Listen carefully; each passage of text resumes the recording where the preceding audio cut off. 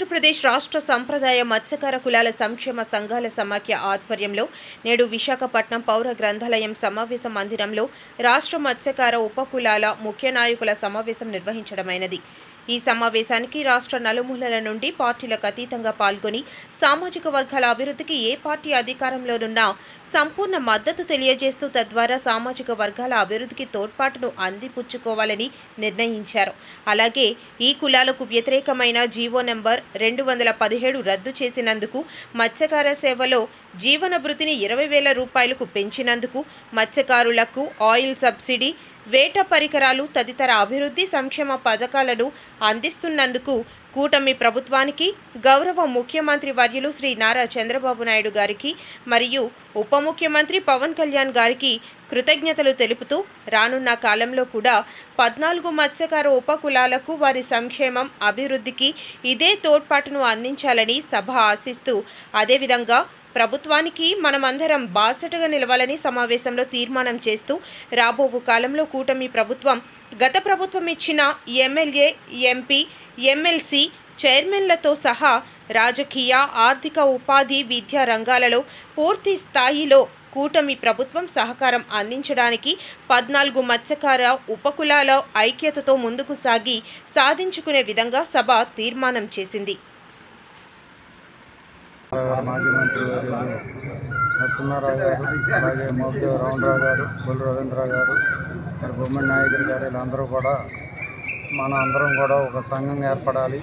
దానికి మరి ఈ మత్స్యకారుల సాంప్రదాయ మత్స్యకారుల వదిలిపోయిన ఒక పేరు సూచించడం జరిగింది. మరి అలాగే మన కరోనాకి మా సోదరులు ఆయన మరణించడం జరిగింది. ఆ తర్వాత మొన్న నవంబర్ 7వ తారీఖున విజయవాడలో పెద్దలందరూ కూడా మరి ఎలక్షన్స్ అన్నీ అయిపోయినాయి కాబట్టి మరి కొత్త బాడీని ఎన్నుకోవాలన్నారు. మరి అందరూ కూడా నన్ను అనానమస్గా ఎన్నుకున్నారు. మరి అందరికీ ఇచ్చిన అవకాశం అన్ని విధాల ఈ సంఘం కోసం గ్రామ స్థాయిలో నుంచి రాష్ట్ర స్థాయికి కూడా ఈ సంఘం బలపడటానికి నా వంతు కృషి చేస్తూ పెద్దల సూచనల మేరకు ఈ సంఘాన్ని బలపరచడానికి అన్ని విధాల శక్తివంచన లేకుండా పనిచేస్తానని మరి అవకాశం ఇచ్చిన మీడియా సోదరులకు కూడా నా ధన్యవాదాలు తెలుపుతూ సెలవు తీసుకుంటాను.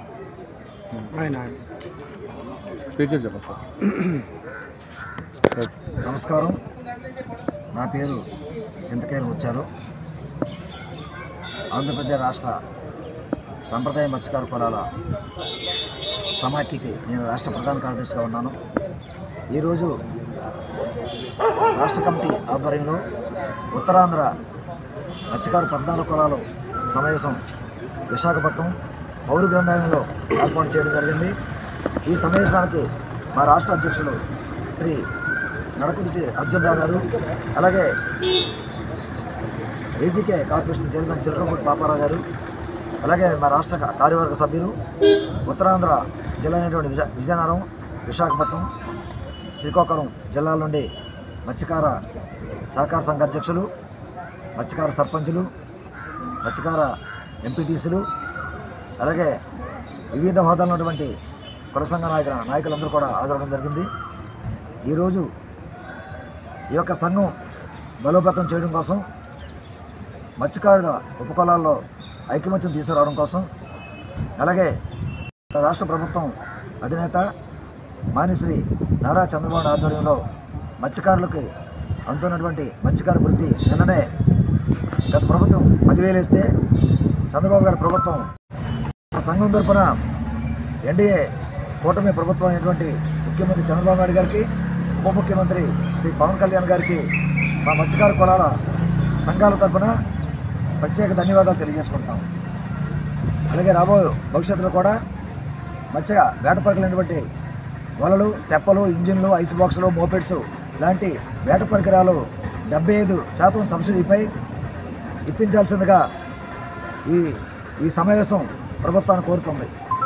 కాబట్టి ఈ సమావేశానికి ఇచ్చినటువంటి మా సంఘ సభ్యులందరికీ కూడా ఒక్కసారి ప్రత్యేక కృతజ్ఞతలు తెలియజేసుకుంటాను, సెలవు తీసుకుంటాను.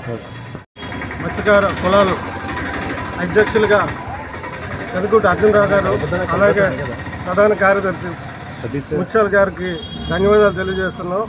ఇప్పుడు మత్స్యకారులందరినీ ఒక వేదిక దగ్గరికి ఏర్పాటు చేసి అందరినీ ఐకమత్య భావంతో మేమందరం ఏర్పడినందుకు మరొకసారి ధన్యవాదాలు తెలియజేస్తూ, అలాగే మత్స్యకారుల వేట నిషేధ వృత్తిని గత ప్రభుత్వం 10,000 ఇస్తే ఇది కూటమి ప్రభుత్వం 2 ఇంతలు చేసి 20,000 ఇచ్చినందుకు మా మత్స్యకారుల తరపున, మా సంఘాల తరపున